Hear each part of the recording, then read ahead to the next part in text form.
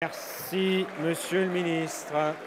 La parole est à Monsieur Jean Lassalle. Monsieur le Président, mes chers collègues, ma question s'adresse à Monsieur le Premier ministre.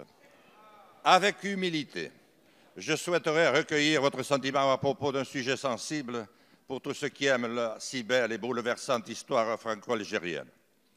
La victoire du Front islamique du Salut, le 26 décembre 1991, le coup d'État qui s'ensuivit et l'arrivée au pouvoir du président Bouteflika en 1999 aurait donné lieu à un accord au terme duquel le pouvoir reviendrait à l'armée à la fin de la présidence de ce dernier.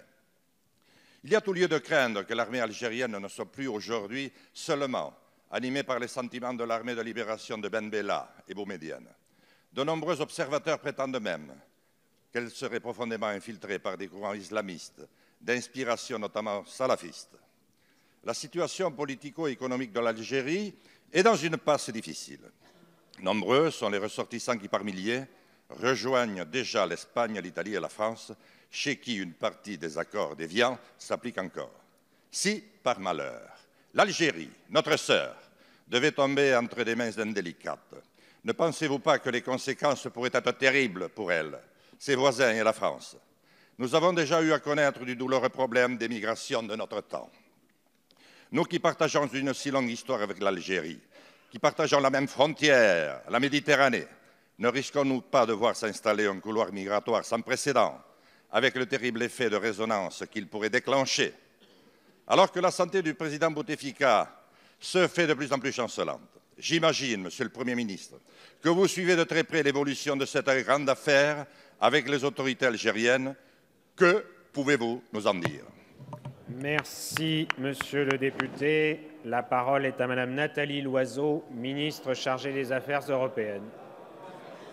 Monsieur le Président, Mesdames et Messieurs les députés, Monsieur le député Lassalle, le 6 décembre dernier, le Président de la République s'est rendu en visite en Algérie, une visite qualifiée par les autorités algériennes de visite d'amitié et de travail. C'est bien l'esprit de notre relation et c'est bien dans cet esprit que nous préparons ensemble l'avenir avec l'Algérie. Juste après cette visite, le Premier ministre français a accueilli son homologue algérien pour la réunion du groupe intergouvernemental de haut niveau. Nous avons donc pu travailler ensemble à nous fixer des axes de travail sur le quinquennat. Notre relation avec l'Algérie va connaître de nouveaux développements en matière économique, dans une logique de coproduction et d'investissement croisés, en privilégiant les transferts de technologies et le travail pour les PME. Elle doit connaître aussi de nouveaux développements en matière de formation, avec un objectif, favoriser l'employabilité des jeunes Algériens, dont l'avenir, le Président l'a dit, est en Algérie. Elle doit connaître de nouveaux développements en matière de mobilité, avec pour objectif de lutter contre la mobilité illégale, tout en facilitant la mobilité légale, particulièrement pour les forces vives, intellectuels, entrepreneurs, étudiants.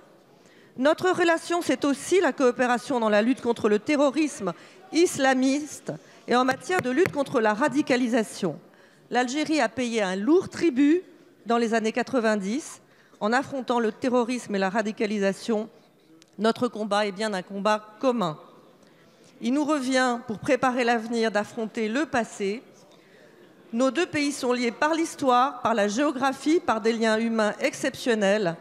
Notre relation doit être à la hauteur de ces liens exceptionnels et ne pas spéculer sur des hypothèses improbables.